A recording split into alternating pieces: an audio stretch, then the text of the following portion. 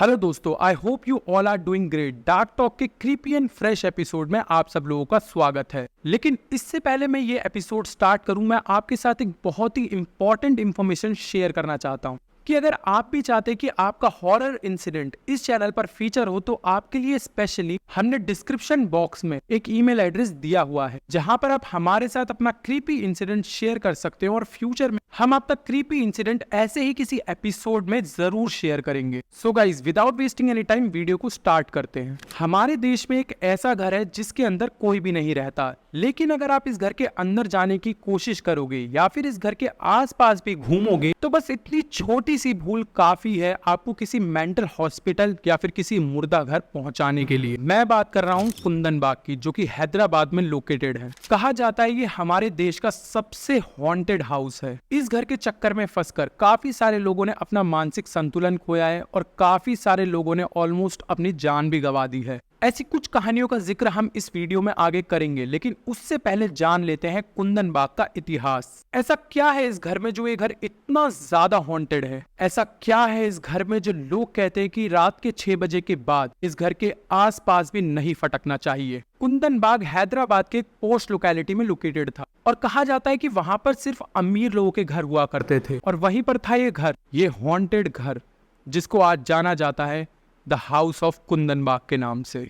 इस भूतिया घर की सच्चाई पूरे देश के सामने तब आई जब एक साजिद नाम का चोर चोरी के इरादे से इस घर में घुस गया। साजिद एक हफ्ते से इस घर से जुड़ी हर एक छोटी डिटेल का ध्यान रख रहा था। वो नोटिस कर रहा था कि कब इस घर की लाइट्स ऑन होती है और कितने बजे इस घर की लाइट्स ऑफ होती है। हर छोटी सी छोटी डिटेल पर वो अपनी नजर गड़ाए हुए था। एक हफ्ते की टाइट प्लानिंग के बाद साजिद ने फाइनली डिसाइड करा कि अब वो इस घर के अंदर घुसेगा और जितना भी पैसा उसको मिलेगा वो जल्दी से जल्दी उसको लूट कर बाहर निकलेगा। और उसको एक्सपेक्टेशन थी कि इस घर में काफी सारा पैसा उसे मिलने वाला है क्योंकि ये इतनी पॉश लोकेलिटी में था। तो साजिद ने the house of Kundan Bagh के बैक डोर से अंदर एंटर करा और रात के अंधेरे में साजिद ने पूरा ग्राउंड फ्लोर छान मारा, लेकिन उसको वहां पर कुछ भी नहीं मिला। तो उसने डिसाइड करा कि वो फर्स्ट फ्लोर पर जाएगा क्योंकि उसको लगा कि वहीं पर बेडरूम्स हैं और वहीं पर उसको अच्छे खासे पैसे मिलेंगे और जेवर भी वहीं पर मिलेंगे। और जैसे ही साजिद ने ऊपर आकर बेडरूम को अप्रोच करा तो वहां पर उसको बहुत ही गंदी स्मेल आई। वहां पर उसको स्मेल आई रॉटन और सड़े हुए मीट की। लेकिन इस स्मेल को इग्नोर करके साजिद लालच के नशे में अंदर बढ़ा। लेकिन जब वो आगे बढ़ा तो उसके होश उड़ गए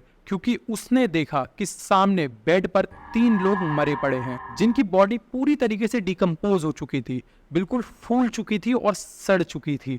अब ये मंजर देखकर साजिद काफी ज्यादा घबरा गया था, तो वो दौड़ा पुलिस स्टेशन की तरफ क्योंकि वो इस बात को अच्छी तरीके से समझ चुका था कि मैं आया तो चोरी करने था, लेकिन अगर मैं पकड़ा गया तो मुझे मर्डर चार्जेस झेलने पड़ेंगे। जब साजिद ने ये सारी कहानी हैदराबाद पुलिस के साथ शेयर करी तो पुलिस को लगा कि ये किसी तरीके का मास्टर प्लान है जहां पर असली कल्प्रिट साजिद ही है और अब ये इन सब चीजों से बचने के लिए हमको आकर सारी कहानी सुना रहा है। और इसी शक में पुलिस ने फौरन साजिद को गिरफ्तार कर लिया। साजिद को गिरफ्तार करने के बाद जब Hyderabad police the house of Kundan Bagh में इन्वेस्टिगेशन करने के लिए पहुंची तो उन्होंने वहां पर उन सड़ी हुई लाशों को देखकर समझा कि शायद ये लाशें 4-5 दिन पुरानी हैं। लेकिन जब पुलिस ने सारे सैंपल्स इकट्ठे करके फॉरेंसिक लैब को सौंप दिए और कुछ दिन बाद फॉरेंसिक लैब से रिपोर्ट आई तो सबके होश उड़ चुके थे क्योंकि रिपोर्ट में ये सामने आया कि ये सारे सैंपल्स 6 महीने पुराने हैं। मतलब 6 महीने से वो लाशें वहीं पर सड़ रही थी। लेकिन ऐसे कैसे हो सकता है? क्योंकि साजिद ने तो कहा था कि उसने एक हफ्ते से इस घर पे नजर बनाई हुई थी और ये सारी फैमिली बाहर भी घूमने जाया करती थी और लाइट्स भी ऑफ किया करती थी। इस बात का जवाब किसी के पास भी नहीं था। अब यहाँ से इन सारी चीजों की बैक स्टोरी शुरू होती है। काफी साल पहले इस घर के रियल ओनर वशिष्ठ नारायण सिंह, जो कि काफी अमीर व्यक्ति थे, उनकी इसी घर में डेथ हो जाती है और उनके बाद ये प्रॉपर्टी आती है उनके बेटे के नाम पर, जिसमें उनका बेटा बिल्कुल भी इंटरेस्टेड नहीं था। वो तो अमेरिका रहना चाहता था क्योंकि वो शुरू से विदेश में ही पला बड़ा था। तो उसने डिसाइड करा कि वो इस घर को रेंट पर दे देगा। लेकिन इस घर में पता नहीं ऐसा क्या था कि जो भी यहाँ पर आया करता वो कुछ ही दिनों के अंदर इस घर को छोड़ छाड़ कर भाग जाता था। काफी सारे लोग इस घर को रेंट पे लेने के लिए आए, लेकिन कुछ दिन यहाँ पर रहते और इस घर को छोड़कर चले जाते। इस घर में कुछ तो ऐसा था जो यहाँ पर किसी को भी 10 दिन से ज्यादा नहीं रहने देता था। लेकिन अब यहाँ पर आई एक बूढ़ी औरत और उनकी 2 छोटी बच्चियां, और ये वही लोग थे जिनकी लाश पुलिस ने इस घर से बरामद की थी। नेबर्स की माने तो ये लोग काफी ज्यादा अजीब थे। लोगों का कहना है कि कभी कभार इन बच्चों के हाथों पर खून लगा रहता था और वो बाहर खेलते थे। कभी कभार रात में पूरे घर के अंदर कोई हाथ में कैंडल लेकर घूमा करता था। ये लोग किसी से भी ज्यादा बात नहीं करते थे और काफी ज्यादा अजीब थे। जब पुलिस ने इन्वेस्टिगेशन आगे बढ़ाई तो उनको पता चला कि इनकी मौत जहर पीने से हुई है, क्योंकि इनकी बॉडी के पास एक खाली फिनाइल की बोतल भी मिली थी और उसके साथ ही साथ घर से उनको बहुत सारा ब्लैक मैजिक से रिलेटेड सामान भी मिला था। और तो और उनकी सीलिंग और दीवारों पर खून से बनाए गए पैटर्न्स मिले थे जो कि ब्लैक मैजिक की तरफ इशारा कर रहे थे। लेकिन पुलिस ने कभी इन सब चीजों को ज्यादा तवज्जो नहीं दी और इन दी एंड इस केस को एक नॉर्मल सुसाइड केस कहकर शट कर दिया गया। अगर लोकल्स की बात माने, मतलब जब पुलिस ने इन्वेस्टिगेशन के तौर पर लोकल से बात करी कि 6 महीने पहले इन लोगों का क्या बिहेवियर था, क्योंकि इनकी जो लाश मिली थी वो 6 महीने पुरानी थी, तो लोकल्स बिल्कुल शॉक हो जाते थे, क्योंकि उनका कहना था कि ये ऐसे कैसे हो सकता है, हमने कल रात ही तो इनको अपने बरामदे में वॉक करते हुए देखा है। इसके अलावा कुछ लोकल्स का कहना था कि उन्होंने 1 हफ्ते पहले इस घर की लाइट्स को ऑन ऑफ होते हुए देखा है। काफी सारे लोकल स्टेटमेंट्स पुलिस को मिले जिसमें कि लोगों का कहना था कि उन्होंने कल, परसों या फिर कुछ दिन पहले इनको गाड़ी में, अपने घर में या फिर अपने पार्क में इनको घूमते हुए देखा है। और ये सारे स्टेटमेंट सुनने के बाद पुलिस को भी काफी हद तक शॉक लग गया था, क्योंकि साजिद का भी यही कहना था कि 1 हफ्ते से वो इनके ऊपर नजर बनाए हुए था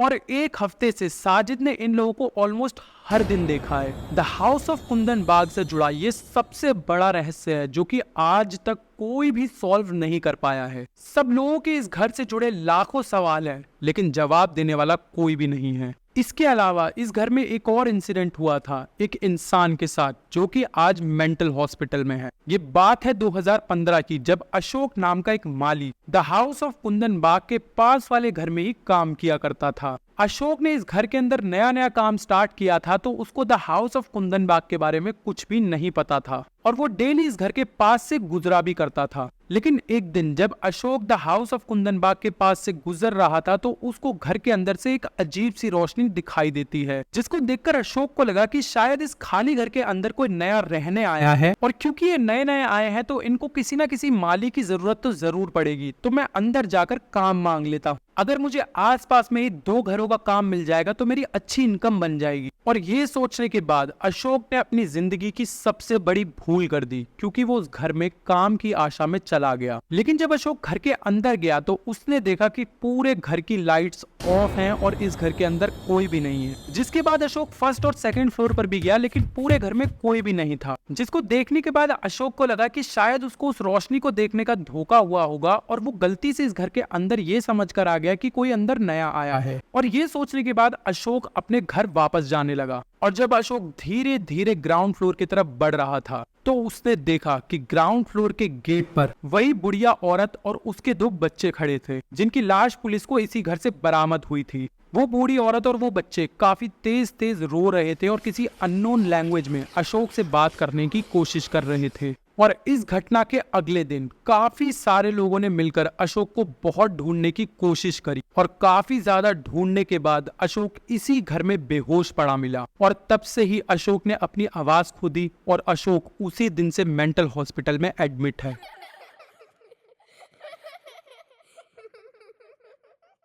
सो गाइज, आई होप आपको वीडियो पसंद आई होगी। अगर आपको वीडियो पसंद आई तो वीडियो को लाइक जरूर कर देना और फ्यूचर में ऐसा और हॉरर एंड क्रीपी कंटेंट देखने के लिए इस चैनल को सब्सक्राइब जरूर करना। और अगर आपके साथ भी किसी भी तरीके का हॉरर इंसिडेंट हुआ है तो आपके लिए स्पेशली हमने डिस्क्रिप्शन बॉक्स में अपना ईमेल एड्रेस दिया हुआ है, जहां पर आप अपनी स्टोरी हमारे साथ शेयर कर सकते हैं। हम फ्यूचर में उसको इस चैनल पर जरूर दिखाएंगे। मिलते हैं किसी और वीडियो में, तब तक के लिए टेक केयर एंड बाय दोस्तों।